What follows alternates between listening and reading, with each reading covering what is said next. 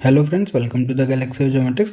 Previous lecture के अंदर हमने यूनिट 2 स्टार्ट की थी और जिसके अंदर हमने देखा था कि इलेक्ट्रोमैग्नेटिक रेडिएशन जो इंटरेक्ट करती है एटमॉस्फेयर के साथ 2 टाइम्स करती है हमारे पास रिमोट सेंसिंग सिस्टम के अंदर, और उसकी वजह से जो फेनोमेनन अकर करते हैं जैसे कि रिफ्रैक्शन हो गया, रिफ्लेक्शन, स्कैटरिंग, ठीक है, एब्जॉर्प्शन।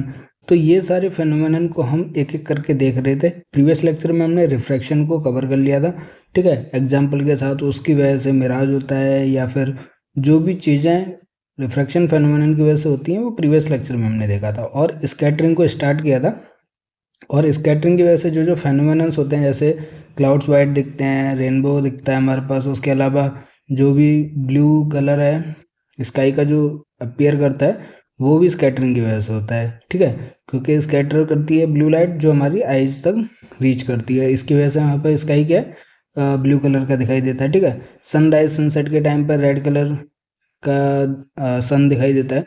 जो भी हमारे पास रेड वेवलेंथ जो है ज़्यादा वेवलेंथ की होती है, रेड जो लाइट होती है, जिसकी वजह से रेड लाइट ही हमारे पास आइज तक रीच कर पाती है हमारे पास, ठीक है, क्योंकि हॉरिजन के ऊपर जो डिस्टेंस होता है वो सबसे ज़्यादा होता है, ठीक है। तो ये सारी चीज़ें हम फिर से कौन से टाइप ऑफ स्कैटरिंग की वजह से होती है वो चीज़ आज हम कवर करने वाले हैं। तो पहले भी मैंने आपको बताया कि स्कैटरिंग जो है वो पार्टिकल के साइज के ऊपर और वेवलेंथ के ऊपर, उसके अलावा जो भी उसकी इंडेक्स और रिफ्रैक्शन है, या फिर आप कह लीजिए उसके स्ट्रक्चर की वजह से, ठीक है, ये सारे फैक्टर्स जो है वो स्कैटरिंग को फॉलो करते हैं कि स्मूथ सरफेस है या फिर रफ सरफेस है, उसकी वजह से भी वहाँ पर टाइप ऑफ स्कैटरिंग अकर करती है। तो उसी को हम स्टार्ट करते हैं कि depending on the size parameter the following 2 types of scattering take place. Size parameter के बेसिस पे 2 क्लासिफिकेशन है, एक है हमारे पास सेलेक्टिव, दूसरा हमारे पास नॉन सेलेक्टिव स्कैटरिंग है, ठीक है। तो सबसे पहले सेलेक्टिव स्कैटरिंग कौन सा है कि इट इज़ वेवलेंथ डिपेंडेंट। ये याद आपको रखना है कि सेलेक्टिव का मतलब है कि वो वेवलेंथ के ऊपर डिपेंड करेगी, ठीक है। और ये भी 2 टाइप्स की होती है, एक हमारे पास रेले स्कैटरिंग होती है, दूसरी हमारे पास माई स्कैटरिंग होती है। कोई इसको मी स्कैटरिंग कहता है, मैं माई बोलूँगा, ठीक है। माई स्कैटरिंग हो गया, रेले स्कैटरिंग होगी। सबसे पहले रेले स्कैटरिंग के बारे में समझ लेते हैं कि ये जो है लॉर्ड रेले की वजह से नाम पड़ा है इसका, ठीक है, जो इसका एक्सप्लेन किया था रेले स्कैटरिंग का। अब Rayleigh scattering is caused by very small particles. हम क्या सबसे पहले छोटे पार्टिकल्स की वजह से जो स्कैटरिंग अगर करती है उसको देख रहे हैं। अब वेरी स्मॉल पार्टिकल्स हम किसके कंपैरिजन में कह रहे हैं, उसके वेवलेंथ ऑफ रेडिएशन के कंपैरिजन में। वेवलेंथ हमने देखा था इलेक्ट्रोमैग्नेटिक स्पेक्ट्रम के अंदर, वेवलेंथ की रेंज 400 से 700 नैनोमीटर किसकी थी हमारे पास, विजुअल रेंज की थी, ठीक है। तो उसके रेस्पेक्ट में जो साइज ऑफ पार्टिकल डी है वो बहुत ज़्यादा स्मॉल है हमारे पास, ठीक है। तो वेरी स्मॉल पार्टिकल की वजह से जो स्कैटरिंग अकर करती है वो रेले स्कैटरिंग करती है, ठीक है। अब देख लेते हैं इसमें कि Rayleigh scattering caused by very small particles and gas molecule with radii for less than the wavelength of electromagnetic radiation of interest. तो जो साइज ऑफ पार्टिकल है is very very less than the wavelength, तो हमारे पास रेले scattering अकर करती है, ठीक है। अब इस टाइप के size of particle generally gases molecules होते हैं हमारे पास, जैसे ऑक्सीजन हो गया, नाइट्रोजन मॉलिक्यूल्स हो गया, जो एटमॉस्फेयर के अंदर अवेलेबल रहते हैं। तो इसलिए इसको हम मॉलिक्यूल्स की वजह से मॉलिकुलर स्कैटरिंग भी कहते हैं। तो रेले स्कैटरिंग या फिर मॉलिकुलर स्कैटरिंग भी कहते हैं इसको, ये भी आपको याद रखना है, ठीक है। कहीं पे आपको मॉलिकुलर स्कैटरिंग नाम दिखाई देगा in place of Rayleigh scattering, ठीक है। Rayleigh scattering can be considered to be elastic scattering since the photon energy of the scattered photons is not changed। इसके अंदर जो scattered photons हैं वो चेंज नहीं होते, हमारे पास इलास्टिक नेचर रहता है रेले स्कैटरिंग का। Scattering in which the scattered photons have either a higher or a lower photon energy, जिसको हम रमन स्कैटरिंग कहते हैं। जिस स्कैटरिंग में हमारे पास फोटोन्स या तो लोअर एनर्जी रखते हैं या फिर हायर एनर्जी रखते हैं, बट इस केस में क्या है कि जो स्कैटर्ड फोटोन्स हैं वो चेंज नहीं होते, उनकी एनर्जी चेंज नहीं होती यहाँ पर रेले स्कैटरिंग के अंदर। अगर चेंज होती है तो उसको हम रमन स्कैटरिंग कहते हैं, ठीक है। Usually this kind of scattering involves exciting some vibrational modes of molecules giving lower scattered photon energy और scattering of an excited vibrational state of molecules which adds it vibrational energy to the incident photon. तो basically ये increase करती है फिर decrease करती है, मतलब कि हायर और लोअर फोटोन एनर्जी अकर करती है, तो वो रमन स्कैटरिंग कहलाती है, ठीक है। ये एक्साइट करती है वाइब्रेशनल मोड्स ऑफ मॉलिक्यूल्स की वजह से, ठीक है। तो हमें जो याद रखना है वो रेले स्कैटरिंग रखना है, जो कि मॉलिकुलर स्कैटरिंग भी कहलाता है। अब intensity of light is inversely proportional to the fourth power of the wavelength of light. तो ये चीज़ आप देख सकते हो कि रेले स्कैटरिंग जो देता है कि इंटेंसिटी जो होती है लाइट की is inversely proportional to the wavelength की पावर 4। वेवलेंथ जितना ज़्यादा रहेगा उतना हमारे पास इंटेंसिटी जो रहेगी रेडिएशन की वो उतनी कम रहेगी हमारे पास, ठीक है। तो आई इंक्रीज करेगा जब वेवलेंथ हमारे पास बहुत कम होगा। तो ये चीज़ याद रखनी कि intensity is inversely proportional to the wavelength की power 4 in respect of Rayleigh scattering, ठीक है। अब स्कैटरिंग का फिर से हम डेफिनेशन देख लेते हैं कि it is a very important consideration in remote sensing investigations because it can severely reduce the information content of the remotely sense data to the point that the imagery losses contrast and then it becomes difficult to differentiate one object from another। तो scattering की वजह से जो radiations reflect back होके हमारे पास sensor तक पहुंचती हैं वो बहुत ज़्यादा इफेक्ट डालती हैं। मान लीजिए बीच में गैसेज मॉलिक्यूल्स अवेलेबल हैं हमारे पास, उसमें कोई भी रेडिएशन और जिसका वेवलेंथ जो है वो बहुत ज़्यादा कम है हमारे पास, सॉरी वेवलेंथ जो है वो बहुत ज़्यादा ग्रेटर है as comparison to the size of particle, तो रेले स्कैटरिंग होगा, ठीक है। बट हम यहाँ पे ओवरऑल स्कैटरिंग की बात कर रहे हैं कि जितने भी टाइप्स ऑफ स्कैटरिंग अकर करते हैं वो एटमॉस्फेयर के फेनोमेनन के अंदर करते हैं। तो जो इंटेंसिटी और जो डिजिटल नंबर उस इंटेंसिटी के बेसिस पे सेंसर असाइन करता है वो एक्चुअली में अकर नहीं करेगी हमारे पास, क्योंकि बहुत ज़्यादा इंटेंसिटी जो है रेडिएशंस की वो स्प्रेड आउट हो जाती हैं स्कैटरिंग की वजह से, ठीक है।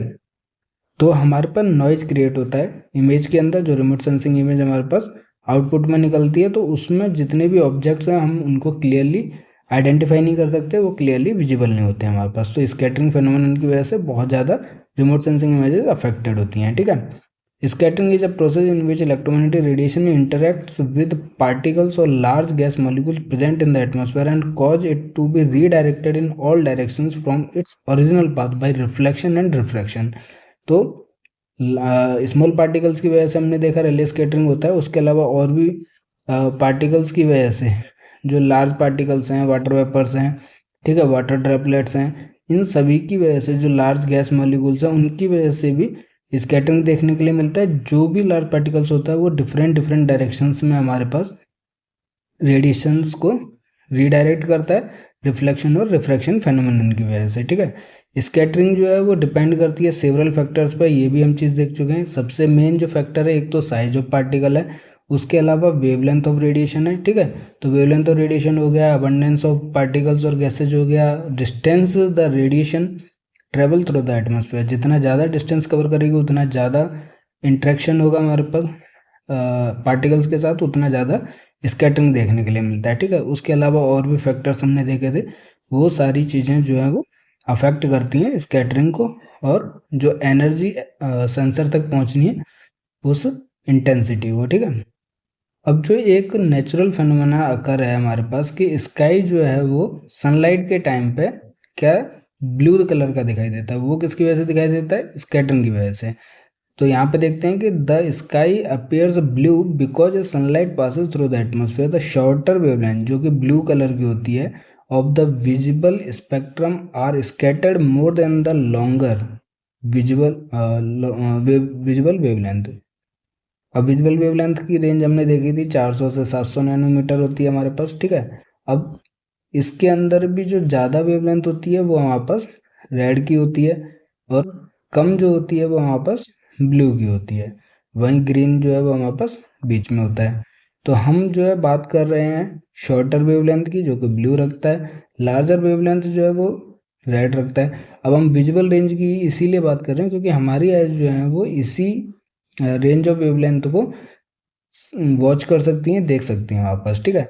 तो ये जो शॉर्टर वेवलेंथ की रेडिएशंस हैं ब्लू कलर की, वो ज़्यादा स्कैटर करती हैं, ठीक है, as comparison to the longer wavelength, ठीक है। तो जितनी भी ब्लू कलर की वेवलेंथ होती हैं ज़्यादा स्कैटर करती हैं, और हमारी आइज तक जो उसको देख रही हैं वहाँ तक ब्लू वेवलेंथ रीच करती है, इसलिए हमारे पास जो स्काई है वो ब्लू कलर का दिखाई देता है। ठीक है, वहीं अगर हम बात करते हैं सनराइज और सनसेट के टाइम पे, तो स्काई हमारे पास रेड कलर का दिखाई देता है, क्योंकि जो सनराइज और सनसेट के टाइम पे जो light has to travel farther through the atmosphere than at midday and the scattering of shorter wavelength is more complete.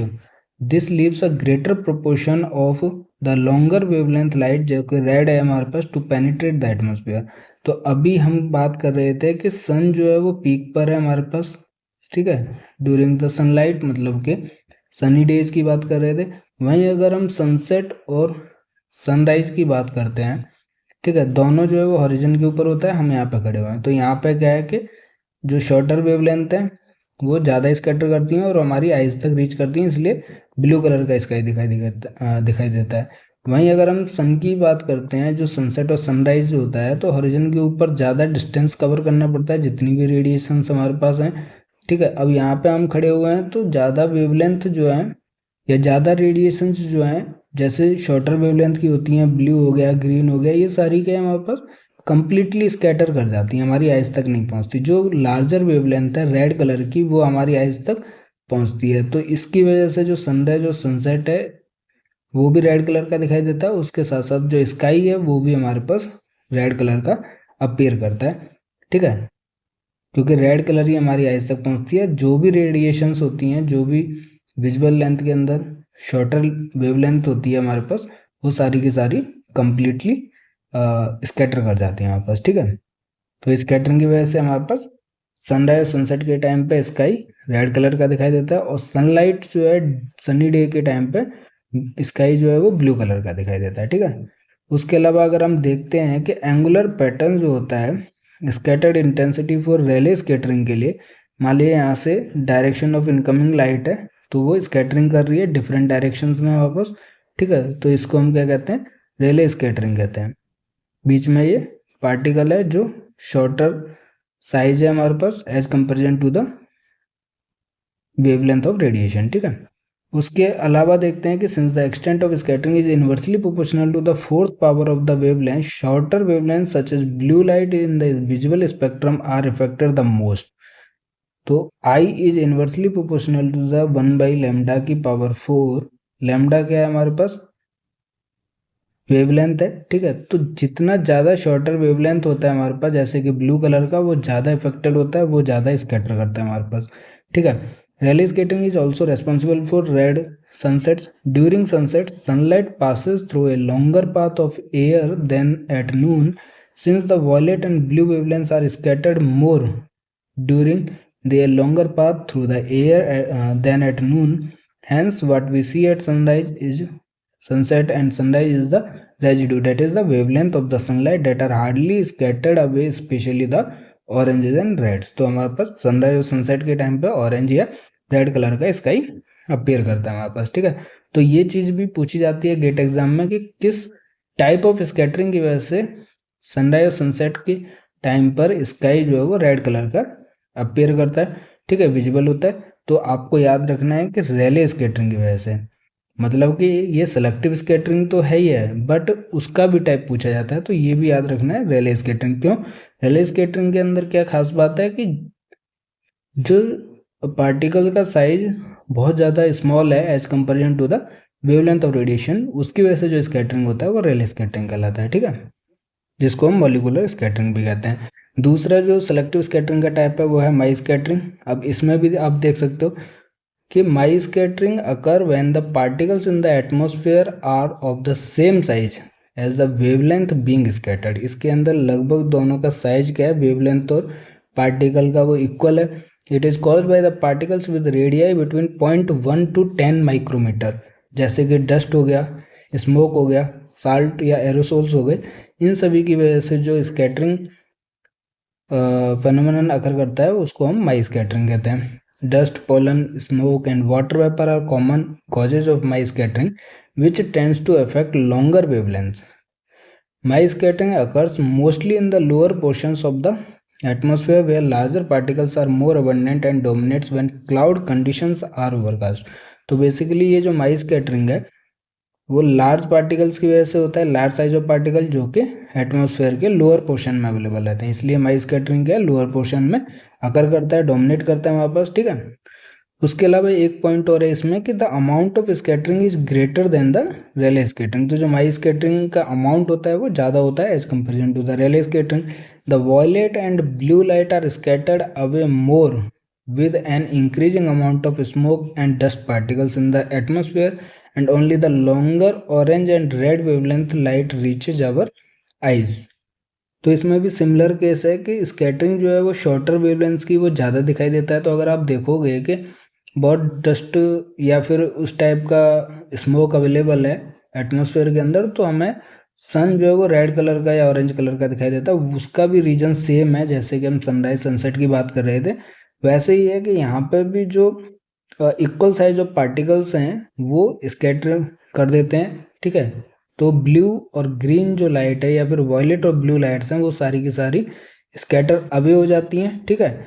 और जो डस्ट पार्टिकल्स और स्मोक्स अवेलेबल हैं एटमॉस्फेयर के अंदर, उसकी वजह से सिर्फ लॉन्गर जो रेड और ऑरेंज कलर की वेवलेंथ होती हैं वो हमारी आइज तक रीच आउट करती हैं। तो माई स्कैटरिंग के अंदर जो साइज ऑफ पार्टिकल्स है वो अप्रोक्सीमेट इक्वल है, ठीक है, जिसकी वजह से जो क्लाउड्स के टाइम पे जो सन का कलर हमें अपीयर करता है वो रेड या ऑरेंज कलर का दिखाई देता है, ठीक है। ये चीज़ भी आपको याद रखनी है। और इसका जो अमाउंट होता है वो ज़्यादा होता है as comparison to the Rayleigh scattering, और लोअर पोर्शन में होता है क्योंकि साइज ऑफ पार्टिकल्स ज़्यादा होते हैं, ठीक है। डस्ट हो गया, पोलन हो गया, स्मोक हो गया, वाटर वेपर, तो ये मैं बार बार रिपीट कर रहा हूँ जिससे कि आपको याद हो जाए, ठीक है। नेक्स्ट हमारे पास जो है नॉन सेलेक्टिव स्कैटरिंग है। इसकी वजह से भी कुछ नेचुरल एक्टिविटीज़ अगर करती हैं। अब ये जो नॉन सेलेक्टिव स्कैटरिंग है वो वेवलेंथ इंडिपेंडेंट है, मतलब ये वेवलेंथ ऑफ रेडिएशन के ऊपर डिपेंड नहीं करती है। बेसिकली ये बहुत ज़्यादा लार्ज साइज ऑफ पार्टिकल जिनका रेडियाई एक्सीड करता है 10 माइक्रोमीटर तक, जिनका एग्जांपल आप देख सकते हो कि वाटर ड्रॉपलेट्स हो गए, आइस फ्रेगमेंट्स जो क्लाउड्स के अंदर अवेलेबल है, उनकी वजह से जो स्कैटरिंग अकर करती है उसको हम नॉन सेलेक्टिव स्कैटरिंग कहते हैं। The scattering is independent of the wavelength. सबसे पहले ये चीज़ याद रखनी है कि नॉन सेलेक्टिव मतलब इंडिपेंडेंट ऑफ वेवलेंथ, ठीक है। All the wavelengths are scattered equally. और इंडिपेंडेंट है इसका मतलब कोई सी भी रेंज ऑफ वेवलेंथ हो या किसी भी अमाउंट ऑफ वेवलेंथ को, ठीक है, साइज ऑफ वेवलेंथ को इक्वली स्कैटर करता है, not just blue, green and red. Non selective scattering takes place in the lower portion of the atmosphere, क्योंकि लार्ज साइज ऑफ पार्टिकल और ज़्यादा लोअर पोर्शन में होगा as comparison to the Mie scattering, ठीक है। तो non selective scattering take place in the lower portion of the atmosphere where there are particles more than 10 times the wavelength of the incident radiation. तो wavelength से भी 10 times approximately जिस size of particles की वजह से radiation जो scatter करती हैं उसको हम नॉन सेलेक्टिव स्कैटरिंग कहते हैं। इसके साइज ऑफ पार्टिकल्स के बेसिस पे बात करें तो वाटर ड्रॉपलेट्स हो गए, आइस फ्रेगमेंट्स हो गए जो क्लाउड्स के अंदर अवेलेबल रहते हैं, उसकी वजह से भी स्कैटरिंग देखने के लिए मिलती है, ठीक है। The most common example of non selective scattering is the appearance of the clouds as white. तो यहाँ पे आप देख सकते हो कि नॉन सेलेक्टिव स्कैटरिंग जो होती है वो उसकी वजह से जो क्लाउड्स हैं वो वाइट कलर के शो होते हैं, हमारे पास अपीयर करते हैं। यही क्वेश्चन हमारे पास गेट एग्जाम में प्रीवियस ईयर में पूछा गया है, ठीक है। तो इसी टाइप के क्वेश्चन टाइप ऑफ स्कैटरिंग पे भी डिपेंड करते हैं। तो आपको रेले स्कैटरिंग की वजह से जो फेनोमेनन होते हैं, माई स्कैटरिंग की वजह से जो फेनोमेनन होते हैं, नॉन सेलेक्टिव स्कैटरिंग की वजह से हमने देखा उसकी वजह से जो फेनोमेनन होते हैं, ये सारी चीज़ें आपको याद रखनी है। गेट एग्जाम में इसी टाइप के क्वेश्चन पूछे जाते हैं, ठीक है।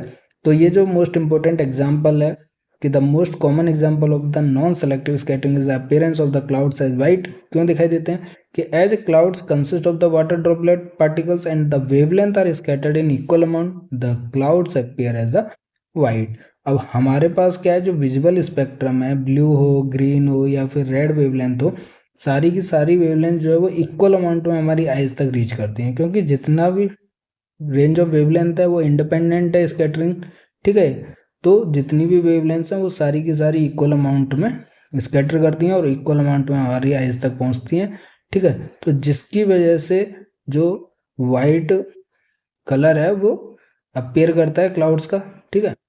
अगर एक सेलेक्टिव कलर की वेवलेंथ हमारी आइज तक पहुंचती, बाकी सारी स्कैटर कर जाती, तो उस कलर का हमारे पास क्लाउड्स अपीयर करता। बट यहाँ पे क्या है, रेड भी अवेलेबल है, ब्लू भी अवेलेबल है और ग्रीन लाइट भी हमारी आइज तक रीच आउट कर रही है, जिसकी वजह से जो क्लाउड्स हैं वो वाइट कलर के शो होते हैं हमारे पास, ठीक है। तो ये इम्पोर्टेंट एग्जाम्पल है और उसका रीजन क्या है वो चीज़ भी हमने देख ली। अब देखिए, water droplets and large dust particles can cause this type of scattering and thus cause fog and clouds to appear white to our eyes because blue, क्योंकि ब्लू हो चाहे ग्रीन हो चाहे रेड लाइट हो, all are scattered in approximately equal quantities, ठीक है।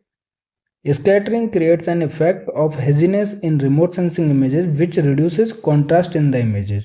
अब scattering की वजह से क्या इफेक्ट होता है, एक तो हमने देखा नॉइज क्रिएट होता है रिमोट सेंसिंग इमेजेस में, ठीक है, जिसकी वजह से मान लीजिए हेजीनेस इंट्रोड्यूस होती है, ठीक है, रिमोट सेंसिंग इमेज में। तो जितने भी ऑब्जेक्ट्स हैं हम उनको क्लियरली विजिबल नहीं कर सकते, वो क्लियरली आइडेंटिफाई नहीं हो सकते। और उसका जो कॉन्ट्रास्ट है इमेज का, जो कि अलग टॉपिक है, ठीक है, कॉन्ट्रास्ट भी हमारे पास रिड्यूस हो जाता है इमेज के अंदर, क्योंकि क्लियरली विजिबल नहीं है ऑब्जेक्ट्स या आइटम्स जो रिमोट सेंसिंग इमेज के अंदर अर्थ ऑब्जेक्ट्स अवेलेबल हैं, ठीक है। So it also creates adjacency effect in which signal record in a pixel partly incorporates the scattered signal from the neighboring pixels. It is required to introduce an important term here, the path radiance. तो path radiance जैसे हमने previous class में भी introduce किया था, यहाँ पे हम उसकी डेफिनेशन देख लेते हैं और उसकी वजह से जो इफेक्ट होता है वो भी देख लेते हैं, ठीक है। अब पाथ रेडियंस क्या है कि the radiation that has been scattered in the earth atmosphere and has reached the sensor without contacting the earth surface. अब जैसे मैंने बताया था कि जो एनर्जी सोर्स है सन, वो हर टाइप की रेडिएशंस को एमिट करता है, उसके बाद वो ऑब्जेक्ट जो अर्थ के ऊपर अवेलेबल है उसके साथ इंटरेक्ट करता है और वापस रेडिएशंस जो है वो रिफ्लेक्ट बैक करके सेंसर तक पहुंचती हैं, जिसके बेसिस पर रिमोट सेंसिंग इमेज क्रिएट होती है हमारे पास, ठीक है। उस ऑब्जेक्ट के बारे में इंफॉर्मेशन गैदर की जाती है। बट यहाँ पे स्कैटरिंग फेनोमेनन दो टाइम के एटमॉस्फेयर के साथ इंटरेक्शन होता है रेडिएशन का, ठीक है। तो जिसकी वजह से जब मान लीजिए पहली बार इंटरेक्शन हो रहा है, वहाँ पे भी गैसेस पार्टिकल या जो भी कॉन्स्टिट्यूएंट्स हैं, ठीक है, अवेलेबल हैं। तो जब पहली टाइम पर रेडिएशन का इंटरेक्शन है वो स्कैटरिंग की वजह से डायरेक्ट सेंसर तक पहुंचता है without contacting to the object, तो इसको हम पाथ रेडियंस कहते हैं। It is essential to remove the path radiance from remote sensing images before any image analysis, particularly for multi date images. मतलब हम सेम एरिया के अगर different time period पे इमेज रिमोट सेंसिंग इमेज को capture कर रहे हैं, उसके चेंज डिटेक्शन को फाइंड आउट करने के लिए तो बहुत ज़्यादा इंपॉर्टेंट है कि पाथ रेडियंस को हम एलिमिनेट करें, ठीक है। इसकी वजह से बहुत सारे इमेज के अंदर डिस्टॉर्शंस अगर करते हैं तो उसको हम एलिमिनेट कर सकते हैं आइडेंटिफाई करके, ठीक है। जैसे कि यहाँ पे भी आप देख सकते हो कि एडसेंटी इफेक्ट देखने के लिए मिलता है कि सिग्नल जो रिकॉर्ड होना चाहिए पिक्सल पार्टली जो है इनकॉर्पोरेट हो जाता है नाइबरिंग पिक्सल्स के अंदर, ठीक है, कि जो नियर बाई के अंदर होना चाहिए वो क्या शिफ्ट हो जाता है, दूसरे पार्टिकल जो पिक्सल्स अवेलेबल हैं रिमोट सेंसिंग में वो हमारे पास इंटेंसिटी के बेसिस पे डिजिटल नंबर असाइन करती हैं। तो ये सारी चीज़ें डिटेक्ट हो जाती हैं वहाँ पर, जो डिस्टर्शन होता है अगर आप देखोगे तो उसी के बेसिस पे हमारे पास रेडियोमेट्रिक और ज्योमेट्रिक करेक्शंस अवेलेबल हैं, ठीक है, जो कि सेक्शन सेकंड जो डिजिटल इमेज प्रोसेसिंग का पार्ट है, ठीक है।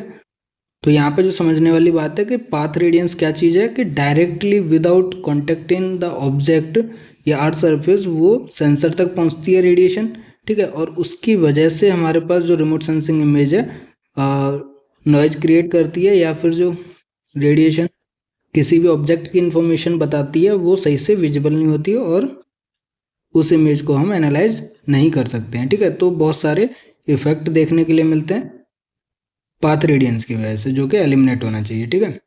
तो आज की लेक्चर में हमने बेसिकली स्कैटरिंग के जो टाइप्स हैं, ठीक है, जो क्लासिफिकेशन है, जैसे हमारे पास रिले स्कैटरिंग जिसको मॉलिक्यूलर स्कैटरिंग कहते हैं, माई स्कैटरिंग हो गया, वहीं आपका नॉन सेलेक्टिव स्कैटरिंग है, ये चीज़ें हमने इस वीडियो लेक्चर के अंदर कवर की हैं, ठीक है। तो बहुत इंपॉर्टेंट टॉपिक है गेट एग्जाम पर्पज़ से भी और आपके डेली लाइफ के नॉलेज पर्पज़ से भी, ठीक है, क्योंकि इसमें बहुत सारे कॉन्सेप्ट हैं, जैसे कि स्काई जो है ब्लू कलर का क्यों दिखता है, क्लाउड्स वाइट कलर के क्यों दिखते हैं, सनराइज सनसेट के टाइम पे हमारे पास रेड कलर का स्काई क्यों दिखता है, ठीक है। तो ये सारी चीज़ें क्या है स्कैटरिंग फेनोमेनन की वजह से होती है, कौन से टाइप की होती है वो भी हमने देख लिया है, ठीक है। तो आज के वीडियो में अगर कोई भी डाउट है तो आप हमें कमेंट कर सकते हैं वीडियो के ऊपर। नहीं तो आप हमारे व्हाट्सएप और टेलीग्राम चैनल पर जुड़ सकते हैं, जिसका लिंक जो वीडियो के डिस्क्रिप्शन में अवेलेबल है। ठीक है, वहाँ पर भी आप मैसेज कर सकते हैं, अपने डाउट्स क्लियर कर सकते हैं। वीडियो पसंद आया तो लाइक कीजिए, दोस्तों के साथ शेयर कीजिए, हंसते रहिए, मुस्कुराते रहिए और गेट ज्योमेट्रिक्स की तैयारी ज्योमेट्रिक्स गैलेक्सी के साथ करते रहिए, पढ़ते रहिए। मिलते हैं नेक्स्ट लेक्चर में। Thank you.